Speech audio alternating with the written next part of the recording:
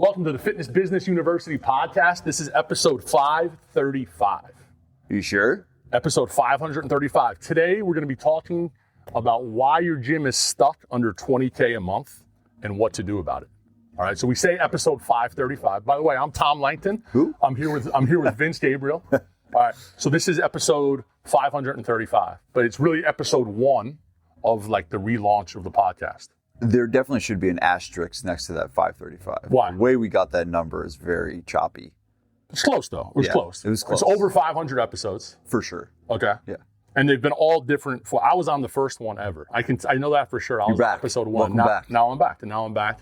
About 400 episodes later. I don't know how many we did together, but I'm back. Why did we stop? COVID. Right. COVID. So we were doing them for about 3 years. Right. And then COVID hit. And then when COVID hit, we stopped doing it and you started doing them by yourself. Right.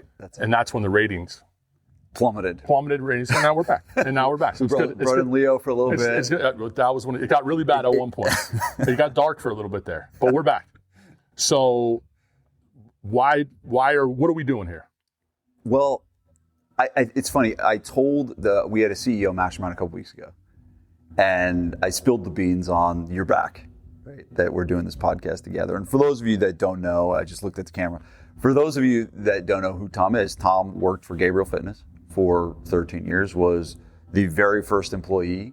No. Well, Marlene Gabriele, your mom was the first. Well, she never had a W-2. Okay. All right. I was the first. Right? I was the first official. Okay.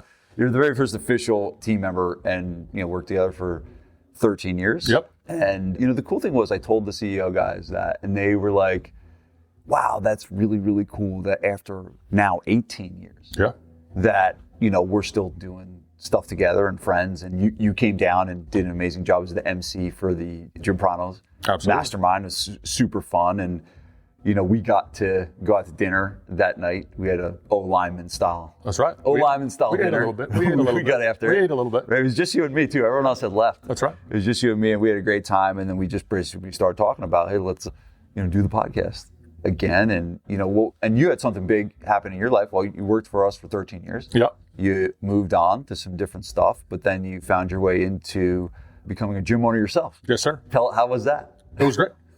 I was a gym owner for about 3.5, 4 years, and got a great opportunity to sell my stake in the gym and kind of step away from that. So I got the opportunity to be a gym owner for a period of time. How'd you like it?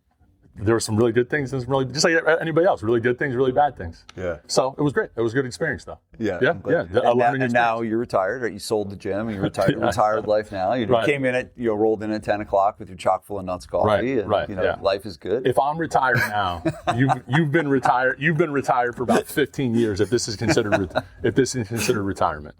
Oh man. Well, anyway, it's awesome you're back. It's great to be back. I honestly do. I say this all the time, and people bust my chops all the time whenever we would have an anniversary party, and I had to introduce all the different staff members, and I always get to you, and I never could hold it together.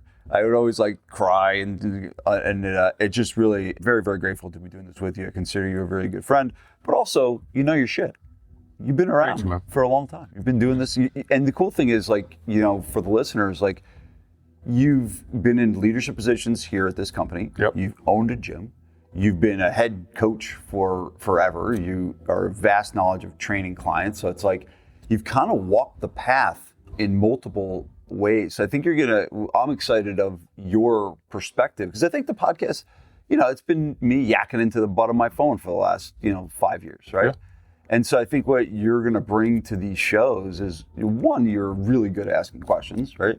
Two, you're somewhat funny. A little bit. I can be funny. I can be funny. Yeah. But two, you have you kind of come from different angles. You come from an angle of a team member. Yeah. You come from an angle of a leader, an owner. So there's multiple things that you're going to bring. So I'm super excited to do this with you, man. Beautiful. Well, we're not going to talk about me anymore. We're kind of stuck here. Yeah, you were weird. You weirded out about it. I don't love to talk about myself. I sprung that on you this morning, and you did not like it. I don't love to talk about like it. But let's get into why we're here. All right. So the title of today's podcast is why your gym is stuck under 20K a month. Now, we talked about this before we went live, before we started recording, and I said, why is that the number? Why is 20K the threshold? Yeah, and I'm going to lead in with the book I'm writing right now, like to kind of set the stage for this. So I wrote a really, really small pamphlet of a book probably 8 years ago, right? I think it was when I was with Ari. Yeah. And it was called The 4 Stages of Fitness Business Success. And basically certain, revenue levels cater to businesses being in a certain stage. And there's 4 stages that I kind of have mapped out, right? And what we're talking about today is stage 1. And stage 1 is anywhere when a gym owner is between 0 and 20K. And the problem with stage 1, the beauty and the problem at the same time, is that it's, you spend a lot of time, working for someone else or kind of being a trainer at a gym or stuff like that. And now you've taken the first step into owning something for yourself.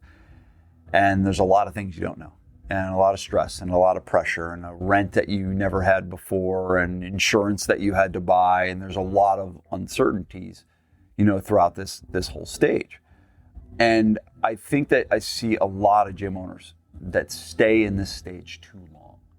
Everyone's got to go through it, right? I went through it. You went through it. Any business owner that started a business has gone through this stage. So there's nothing wrong with being in this stage.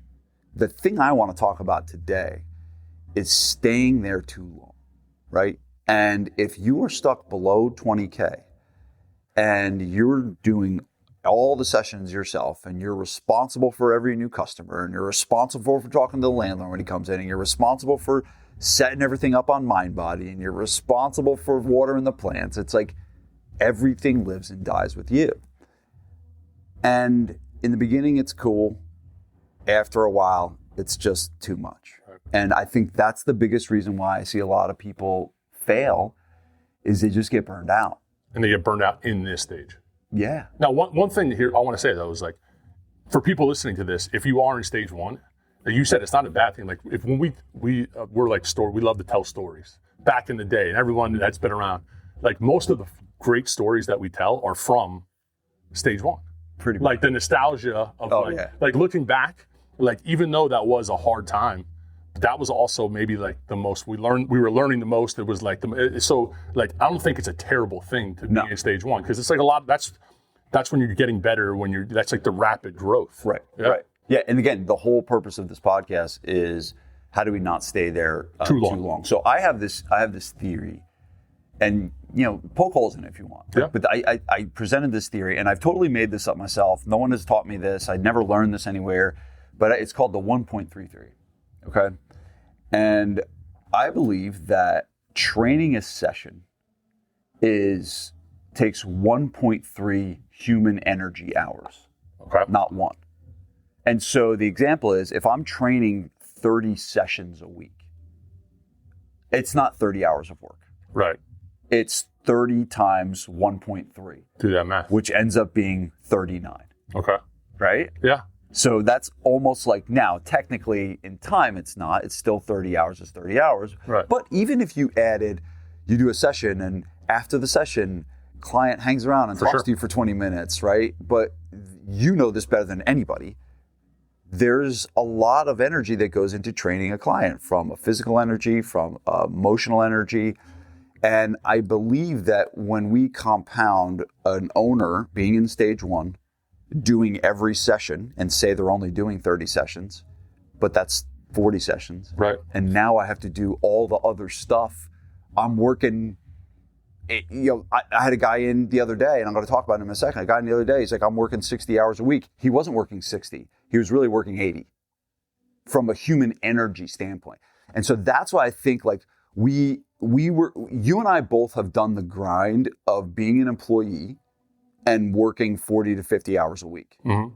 But that's all we were doing. Right. We didn't have the stress and the pressure of paying the bills, of managing employees, of doing all that other stuff. And I think that that's where this stage gets so hard on people. It gets so hard on people with the compounding of the training, because we're still doing all of it, and then the compounding of all the other business stuff that, one, we have to do.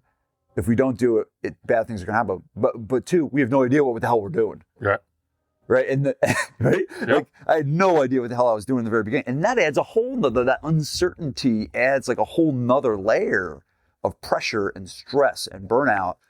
And that's what we want to get away from. Now, do you think gym owners stay here because of what you just said is because they do what they're comfortable doing? Like the training is so comfortable for them and they're experts at training, and the other side of stuff that we're going to talk about in a minute here, they know nothing about. So it's like, this is what I'm good at. And because we've heard people talk about like, this is what I'm really, really good at training. So this is what I want to do. Yeah. But are they lying to themselves? So did I ever tell you about that meeting I had with Mike Boyle before I opened my gym? Yeah. So I went to Agganis, I don't know, I say that wrong. Agganis Arena. It was a Boston University hockey facility. Mm-hmm. And I basically sat with Boyle for 3 hours before I opened my gym. And he told me so many things that are like game-changing. That meeting changed my life, right? Totally changed my life. But he gave me one nugget of advice. And it was read the book, The E-Myth Revisited, right? And the main premise of the book is a business owner has the decision to work in their business and on their business. And if a business owner spends all of their time working in their business and no time working on their business, there's a good chance that they're going to go out of business. And so I think I was very, very lucky in the very beginning to have read that book before I even opened my gym. And actually, when I read it was when Vanessa and I moved from San Diego back to New Jersey. Yeah. We had a CD. You listened to it. We listened to it on CDs. You're showing your age, right? Yeah. And we're driving back, and I'm listening to, and I was very, very grateful to Boyle that I got it, and I knew that it's like, all right. And again, we still had the grind. We still stayed in stage one for a while, maybe a little longer than we should. But I always knew that, hey, this is not going to work out well for me if I'm only training sessions and I got to learn some things about how to run a business and how to run a company. And I think that's what some people don't do. A lot of people, they open the business, they work in the business, they do all the sessions, and they don't learn the business skills that they need to learn to break out of stage one. So I think that's really, it's about skill sets. Right? Okay. It really is. So let's talk about what are those skills they need to learn. So we broke it down into three big things we're going to talk about today, of like the three key things where if you're in this point and you feel that feeling of being stuck, like where the hell do you start? Because I think you could talk, like you listen to all these different shows and all these business experts, but really you're telling me there's three things someone can do to jump out of this. So what's the first one? And again, what I want to direct this to also is not like the person, I mean, this will be very valuable to someone just starting out, but I'm really kind of directing this towards someone that's kind of stuck, mm-hmm. right? Or like someone that you're at like 9K or 10K or whatever you're at, and you've kind of been there for a while, and it's kind of not moving. Like you're gaining a couple clients, you're losing a couple clients, you're kind of stuck in that rut. And the cool thing is like, we're recording this on a Friday, right?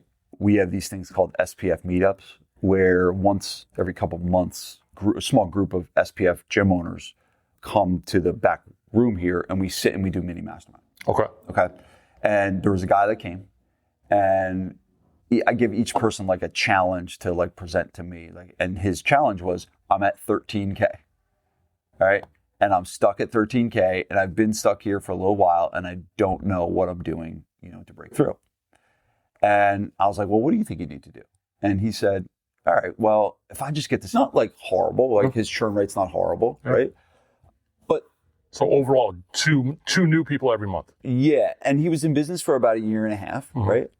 And with that pace, if he kept everything the same, with that pace, he was going to go from 50 to 75, so from 13K to 20K in 12 months. If everything stayed the same. Right. Okay. That's too long, Tom. Too long? That's too long. Why? Because he's already been at it for 13. He's telling me he was working 60, 70 hours a week. Right. So now we're going to add another year of that. He's going to burn stuff out before. Correct. Because he's not going to get to 20K in a month. He's going to get to 20K in 12 months. Okay, so his financial thing is not going to change too quickly. So what is the time frame? If I'm a business, if I'm watching this and I'm just opening my business, or like what is a good time frame? How long should you be in stage one? It's a hard question to answer, but I'm going to go on a limb here and I'm going to say get out of there in 12 months. 12 months. Yeah, okay. And I've seen some people do it way faster than that. Okay. But it's like after a year of doing, I mean, yeah. right? After a year of doing it, it breaks you down. Okay, so that guy that you talked to, how quickly can you get? So you're telling me it's going to take him a year to go from 50 to 75 at the pace he's going now. Pace he's going. Keeping a positive, positive flow of clients, 2 a month, right? Yeah. But it's too long. So how quickly can someone, if you're, let's say you've been stuck there for a year or 2 years. Yep. How quickly can we flip it? So let me show you what I did with him. Okay. I'm pulling out my notes to, I actually wrote down and bullet pointed exactly what I did with him. So his name is John, right? And he was at 13K. He wanted to get to 20K. He currently had 50 clients.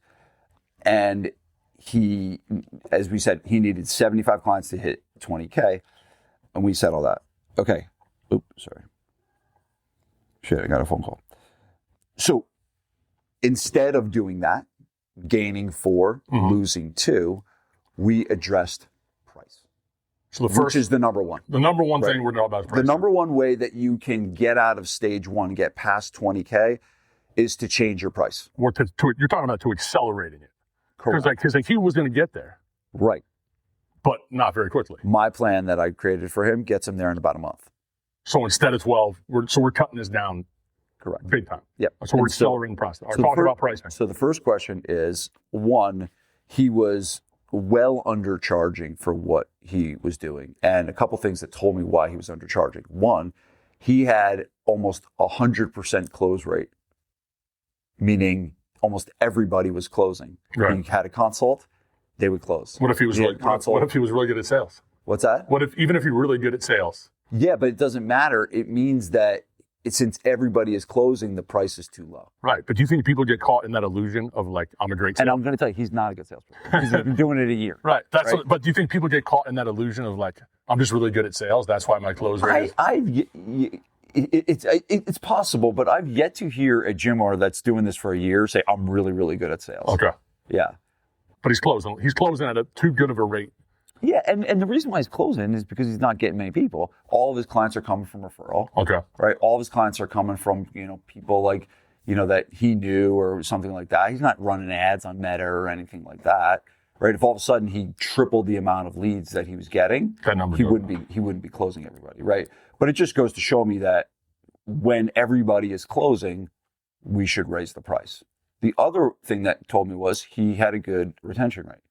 Right? Okay. And so his retention rate was solid. So the product's good. So the product is good. Okay. And so those are the two things I look for in should you raise price on either current members or new members going forward. Because if you all of a sudden adjust price and you have a high churn rate, that's just an invitation for more people to leave. People up the door. And if you have a poor close rate, meaning you're closing like 30% of the people that come in, you raising the price is probably going to make that actually worse. You always, and I've been working with you, coaching gym owners for years, and you always say it very nonchalantly. And I've heard you say this to so many gym owners, like, you got to raise your prices. You got to raise your prices. And this freaks people out. Yeah. Probably more than anything else. This one and whether they should fire somebody are probably the two biggest ones that freak people out. Having that hard conversation and raising your prices. Yeah.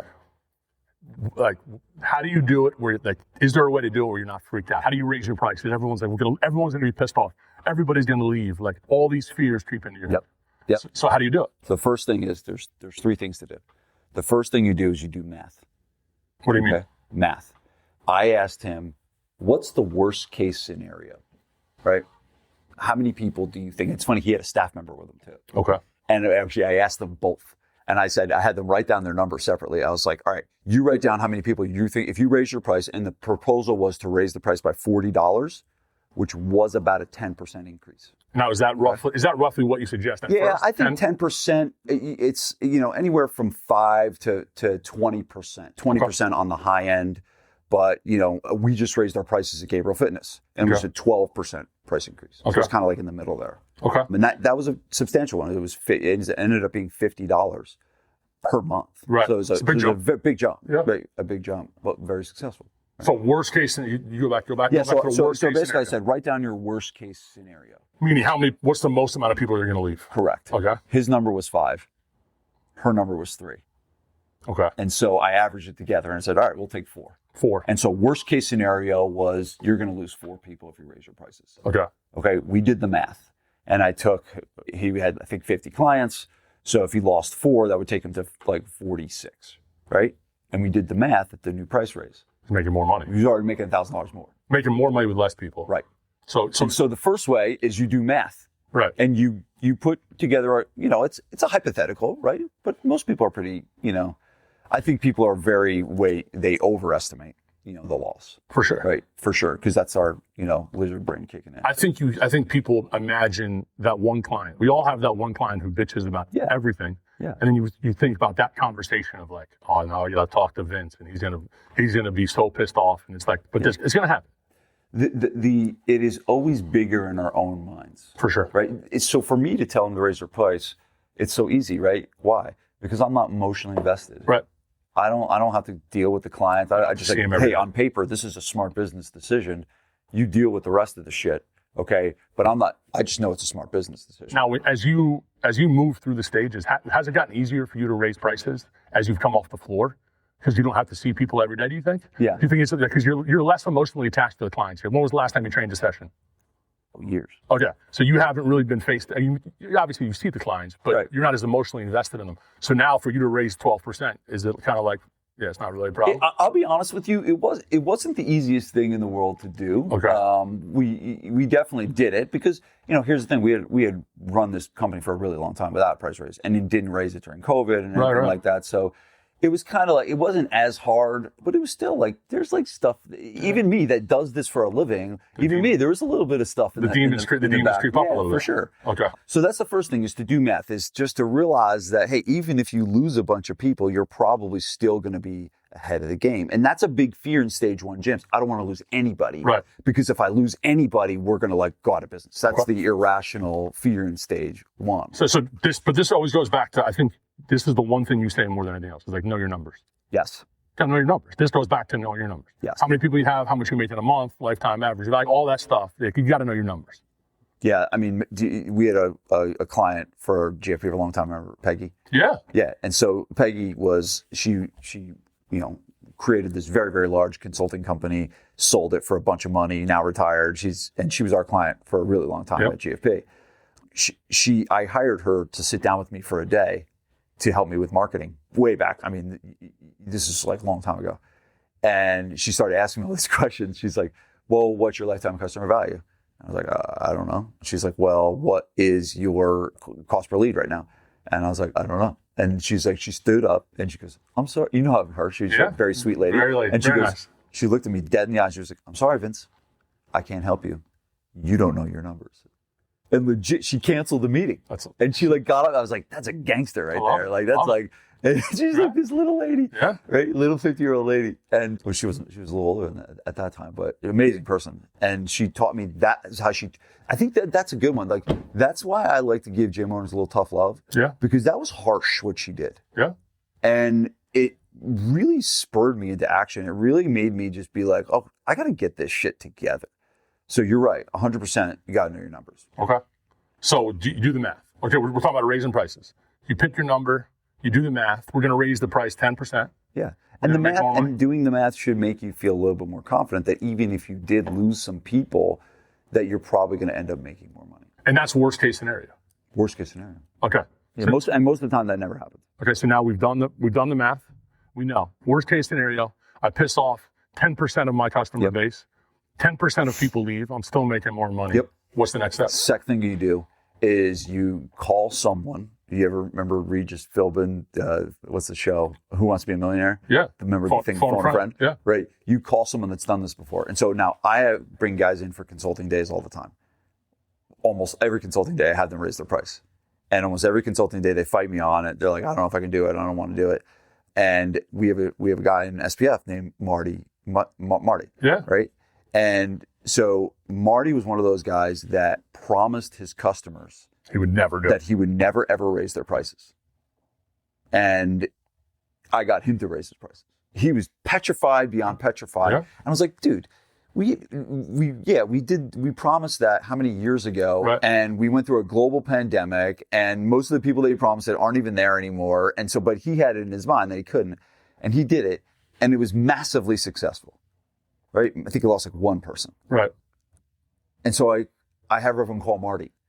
And I just have Marty. I have Marty on the speed dial. All right. And I just be like, all right, call Marty. And Marty picks up, and Marty's like, yep, we did it, and everything was great. And they talk to Marty, and I'm telling them, and they're like fighting me on it. And they talk to Marty, and they're like, all right, I'll do it. Right? Because he did it. Third party endorsement. When I show them what I did at Gabriele Fitness is also very helpful as well. So, right, because I did it. But that's the second thing is... Talk to someone who's done it. Yeah, talk to someone that's done it. The third one is read through all of your Google reviews and testimonials. And remember that you deserve this. You deserve to make more money. Right. You're changing people's lives. People's lives are better because you're in it. People's lives are changed. People are alive because of the job that you're doing. Is that not worth $3 more a session? And so I think one of the other pieces is they have to kind of get grips with it, that they deserve it. For sure. That you deserve to make more money, because if you continue to grind and if you continue to be in this place, that is not good for you. That is not good for your staff. And that is not good for your clients if you are not successful financially. I think that the majority of members don't even notice. Because like you think about, like we have coffee here. Like I drink Starbucks every day. And in the time I've drank Starbucks for the last 20 years, they've probably raised the price 30 times. It is ridiculous. It's ridiculous. It's like $7 for, now this is a chop phone. Yeah, but I stopped at a gas station. There's a gas station called. But still, like, I've never noticed what the price, but I know that's part of my day. Like I need a cup of coffee.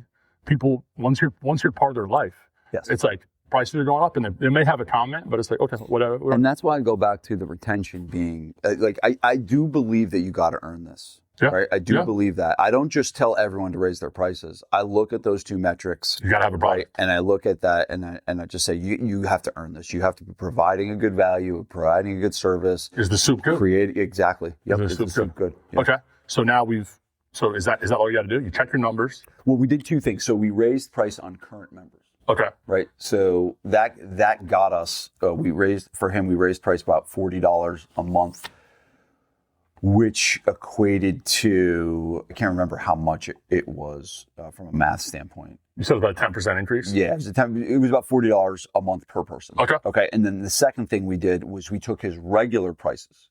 Okay. The current prices that he was offering new people. And we raised those by $40 as well. Okay. Right. So I think he was charging, $280 or something. We brought that to $320 or something like that. Right.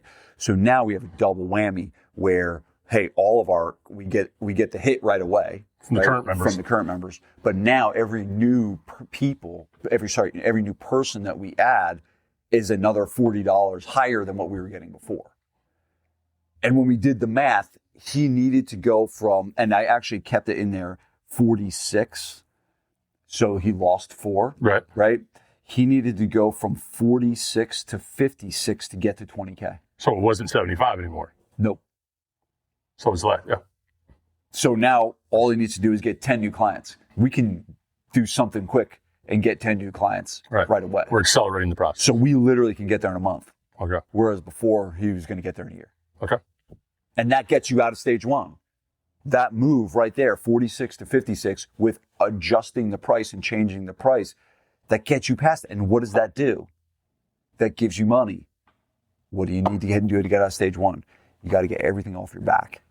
Right, so now you can hire people. You can hire someone. You can invest more in marketing so you're not doing everything yourself. You can hire an admin. You can do, when you're strapped for cash, it's like you got to do everything yourself. When you have money, you can start to delegate things. You can start to outsource things. You can start to get everything off your back. And that's the goal out of getting stage 1.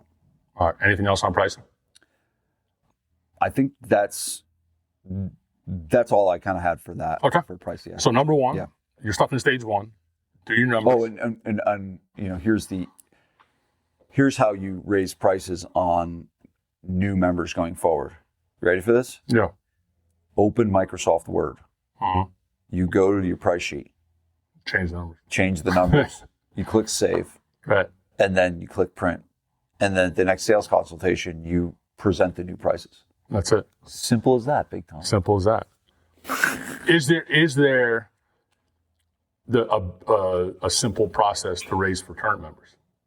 Yeah, so that is a very, very important process. It's a little more delicate. It's yeah, and I honestly, I don't think we have the time to get into That's like it a separate today. thing. But it's 100%. I had a gym owner a long time ago, and he said, due to inflation, we'll be raising our prices. Yeah, no. That's pretty bad. Yeah, real bad. And there is an art to it. And actually, Joe Hashey, who's the head business coach at SPF, he raised his prices after COVID and raised them on 800 members and did not lose a single person. And I looked at his price raise letter, and I looked at his video that he did to his clients, and I was like, that is the most textbook way to execute a price raise I've ever seen. Right. So what I did is I asked Joe to create a guide to raising prices based on his successful price increase. Yeah. And there's a template for a letter and stuff like that. So we've created that as a resource, SPF Mastermind. So there is an art to this. Oh yeah, 100%. So for new members, it's easy. You change the number on the sheet. Yeah. For current members, you don't change it and fill them and don't tell them anything. You got it. And I will tell you, the big thing you need to do is you do have to say what value you're bringing for the justification of raising your prices. Okay. Right? You don't want to just say we're raising our prices because I want to make more money or because of inflation. You should. There's a great book by Joe Polish, What's in It for Them. When someone reads a price increase letter, what do I get out of this? What do I get out of this? Right. And that's the angle from the letter. So there is an art to that. So don't just jump it up. Don't just bill everybody. Yeah. I would 100%, if you are a rookie at this, get some advice on how to raise your price and how to communicate that. That does matter. Okay. Yeah. So step one, getting out of stage one, raise your prices. Yes. Step two. Okay. So kind of we can stay with this same case of this guy, John, right? Yep. All right, what is now? So now we got this open road. Mm-hmm. We're like, hey, if I go from 46 to 56, I go from 13K to 20K, like almost overnight. So how do I get those 10 people as quick as possible? Yeah. And so I think the big thing is in stage one, the mistake people make that keeps people stuck in stage one is they spend their time that they're not training clients on the wrong things. Okay. I was notorious of this. You saw it. Yeah. Okay. So I said the book, The E-Myth, before, right? Yeah. And there was a lot of good things, but there's also some misleading things. In the book, you're saying? In the book, yeah. Okay. And so I think that when I read the book, I thought that I needed to create these large binders of systems for how to do everything. I remember. I spent hours and hours and hours on these binders of systems. And I was like, it was just you and me. Yeah. Like we just talked every day and we could communicate. We had a big training meeting. Yeah, and it's just like it was not necessary. And there was a lot of things that I did in stage one that were me not having clarity on what I needed to be doing at the time. And so I just filled time with whatever, right? And the big shift that gym owners in stage one need to do is they need to block time to get new customers.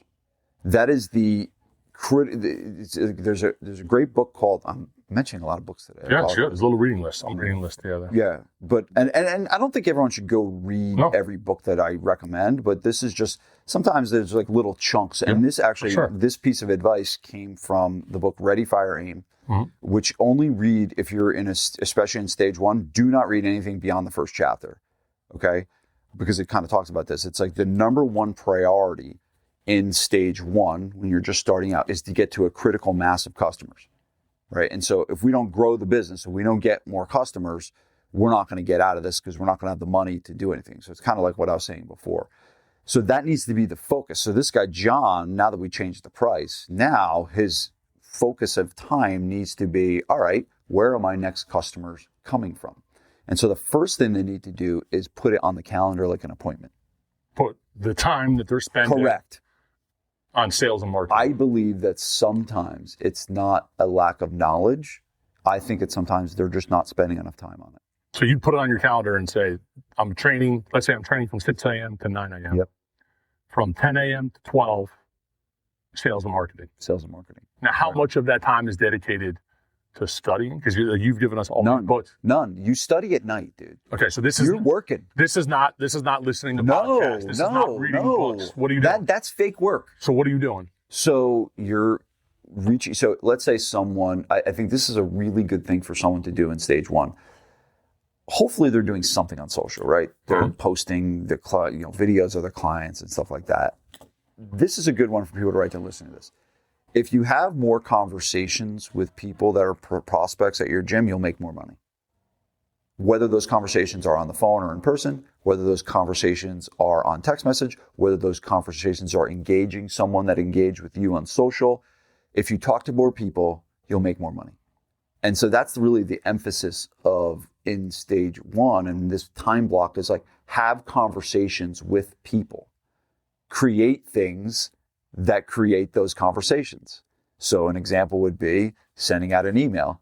And at the end of the email, there's a call to action to reply to the email to get more information. And they reply and you have a conversation with them back and forth. That's moving the needle. Okay. When we talk to more people, we'll make more money. And I don't think people are blocking enough time to do that. So that's the first thing is legit. Hey, these are the activities that I know are going to help get me more customers. I need to now just make sure that I'm spending time every day on that stuff. I think a minimum in stage one is 1 hour a day. 1 hour a day where you're focused on sales and marketing activity. And ideally it's 2. And I think that's the big like hold up there is people are thinking, I don't know anything about marketing and sales. Most new gym owners like, I'm not good at marketing. I'm not good at sales. So you're not learning about it. You're not going, you're reaching out to people. So what if someone comes in and they don't know what they're doing? Just start reading emails. How do you attack that? Yeah, well, I mean, too, I think with AI these days too, it's so much easier than it used to be. You do not need to be a marketing expert. You can go into Claude and you can say, Claude, write me an email that is, for a 40-year-old person that's going to help them get, and so I think there's no excuse these days, right? We don't need to be a great marketer. You need to be able to plug something into AI. And again, you do want to learn the skills, right? You do want to learn. You don't want to just have AI brain where you're just which is happening big time. For sure. It's crazy what's happening. Writing emails for you and stuff. Yeah, people aren't using their own damn brains. Right. It's bad. It's really bad. Joint venture is a good use of time during this time? Yeah. Going out and reaching out other business because owners? You're right, that's a good one. Like you don't need to be an expert marketer to walk down the street, walk into the salon, introduce yourself and say, hey, I'd like to give out a couple free memberships to your salon people. Right. That doesn't take any marketing skill to do that. Right. And so community stuff is really, really important. I will say this. A lot of people ask about like running ads in stage one and should you take ads out on Facebook? And I'm not here to tell you should or you shouldn't. But I will say this, an investment in a really good website is a game changer. Okay, and here's why. One, ask someone that markets on Facebook and someone that markets with a website and ask them which people are more likely to show up to their consultation and more likely to buy. It's website all day long. Why? High intent. Someone's searching. They're specifically going searching to your website and they're filling out a form. Okay, so the volume is low, the intent is high, which means it takes us less time. Sure. And in stage one, we don't have a lot of time.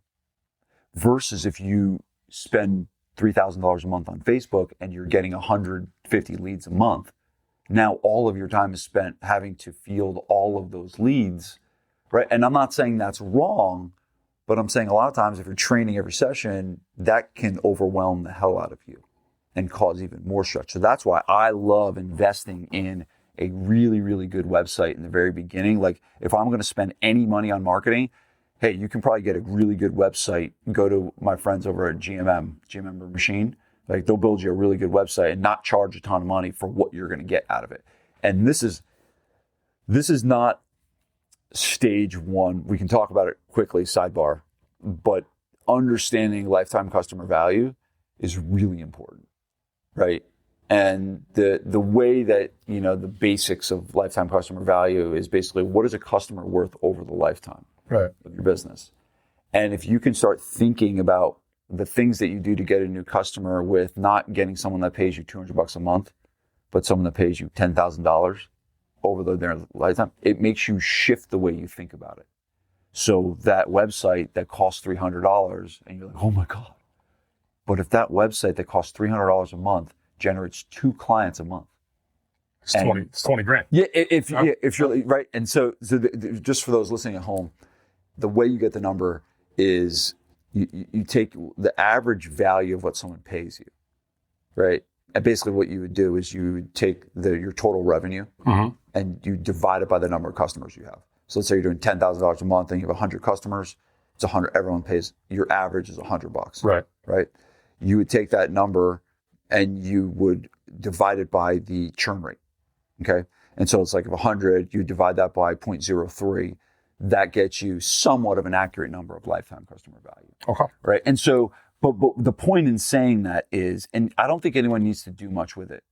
It's just the knowledge base of knowing that, hey, it's worth it to invest in that website. It's worth it to go down the street and shake the hand of the salon owner. It's worth it to ask my customers for referrals. Right. Because I'm getting $10,000 bills. I'm not getting $200 a month clients. Gotcha. All right. So what else during that marketing and sales? And I think community, I think you nailed it with community, that. And then the last one would be referrals. And referrals are a slippery slope here because I think sometimes people expect too much from referral. Most stage one gym owners don't have a lot of customers. Right. This guy only had 50 customers. Can I expect 10 referrals a month from 50 customers? No way. No. That's way too many because not every customer is going to refer. Right? If you get 20% of your customers to send you one referral every year, that's pretty good. Right. So when we have a low number of clients, I think sometimes people expect too much from referral generation, even if you're doing a good job of like doing things like bring a friend days and referral contests and stuff like that. You ideally should be doing stuff to get referrals, but I think you also got to manage your expectations. It doesn't mean that you don't ask. You should ask. I would give every new customer that signs up a free 1-month membership, like we call it the point of sale referral. You remember that we used to do all the time with the black metal cards. Right. Yeah, we still do that. So having a few different strategies to generate referrals is very, very helpful because referrals don't really cost you much money.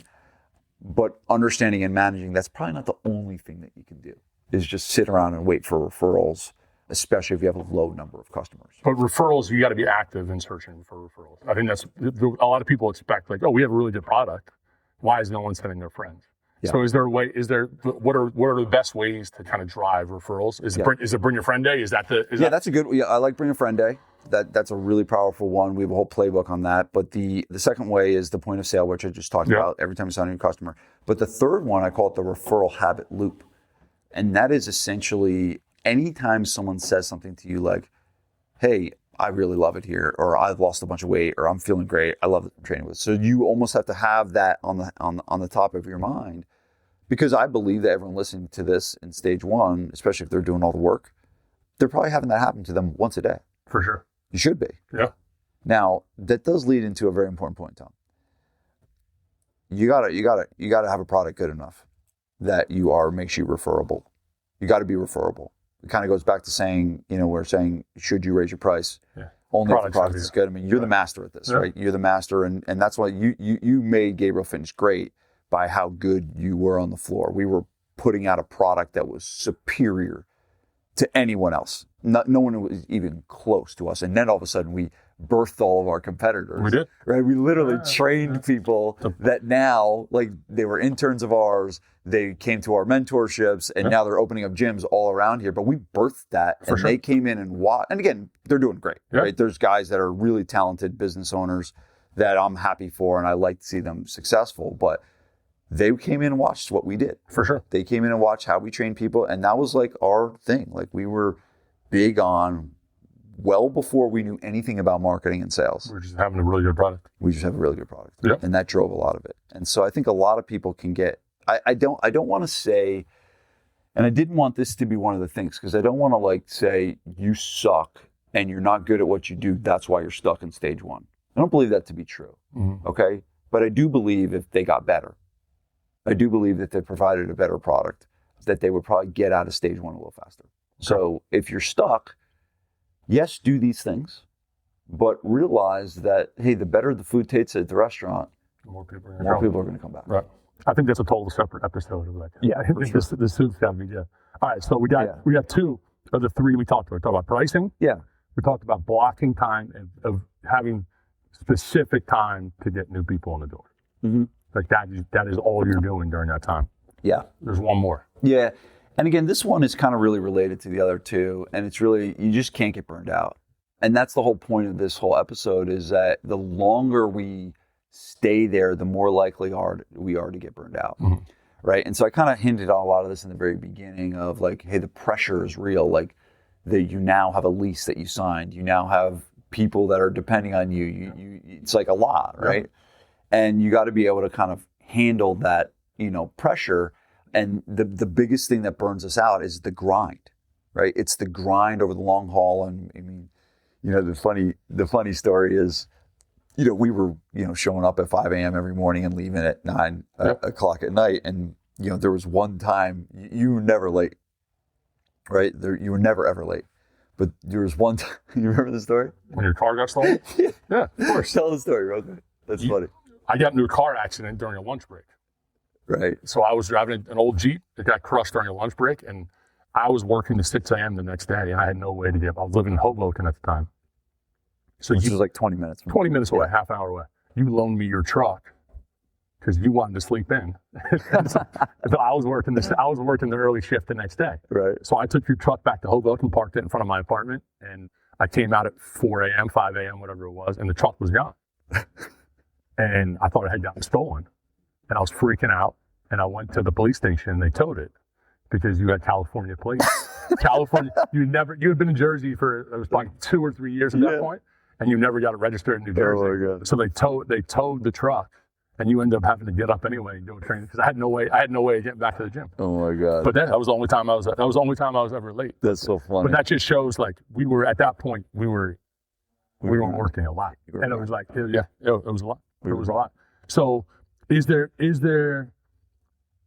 stuff? Okay, so let's say someone is in that. Like it's still going to take some time, right? It's going to take some time. So like even this guy that we're talking about, John, right? Let's say you have a 3 or 4 month plan. Yeah. To get him to where he needs to be, to stage 2. Yeah.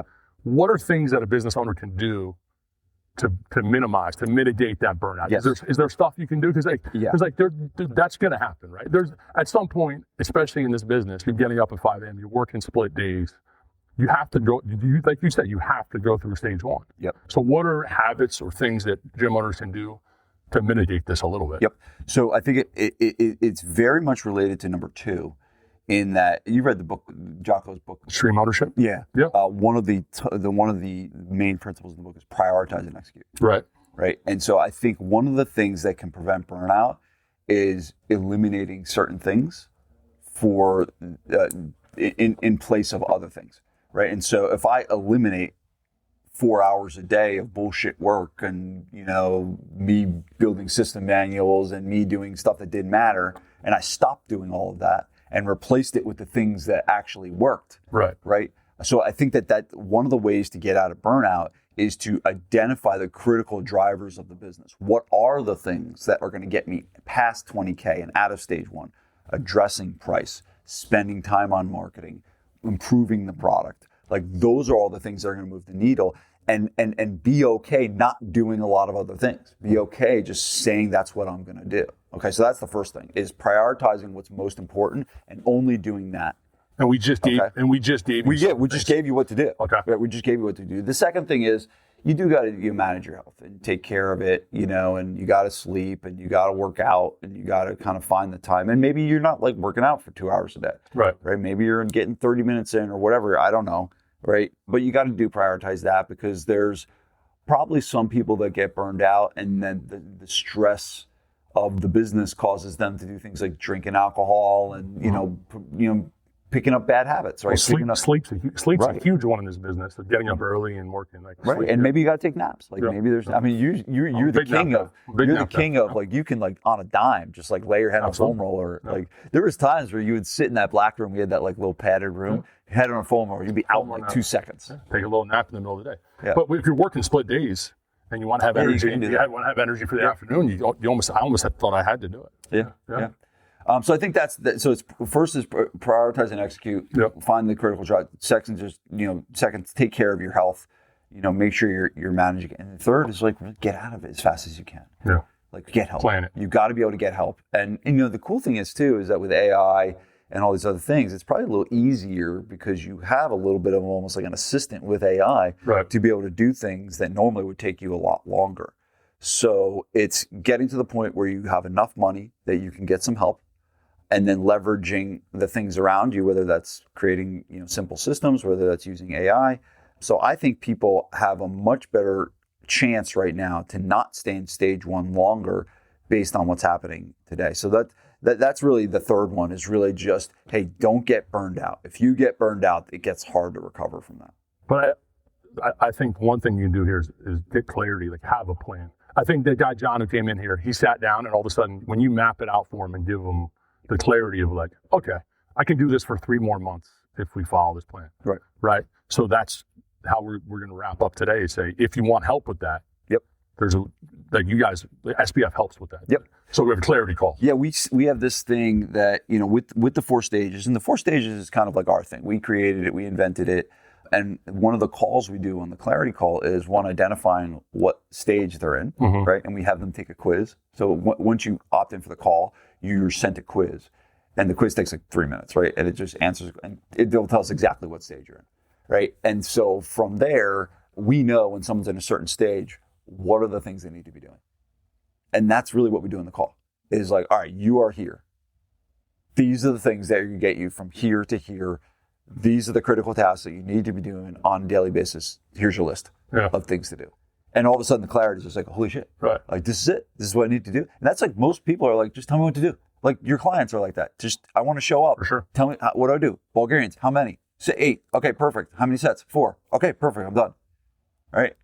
And that's clarity. And that's giving people certainty. And that's what we want to help these gym owners that are stuck under 20K. And again, you can opt in for the call if you're past 20K, because if you're at 40K and you're stuck, we'll get you past 50K. There's a plan for each stage to get you to the next stage. There's a plan. 100%. So if someone wants to jump on this clarity call, there's a link in the show notes. Yeah, link in the show notes. Just click that, fill out the form, and then make sure you fill out the quiz. We will cancel the call if they don't do the quiz. Okay. Because the quiz. This is pegging the tail. Yeah. We do. I can't help you if I don't know what the hell's going on. Correct. Yeah. Yeah. And so if they don't do the quiz, we cancel the call. The quiz takes 2 minutes, and it gives us the value. So we're showing up to the call like, all right, this is a stage 2 guy. They've been in stage 2 for X amount of years or whatever. We can get our heads around what best advice we can give them to help break through the next level. Beautiful. So click the link in the show notes. Sign up for the clarity call. Yep. No matter what stage of the business you're in. Yeah. Anything else? I think that's it. That's it. Vince, hey, good. What did you think? Good to be. I thought it was smooth. Good to be back. Let the people tell us what they thought about the first stuff. Leave a comment. Let us know how we did. Good to see you, buddy. Good to see you, brother.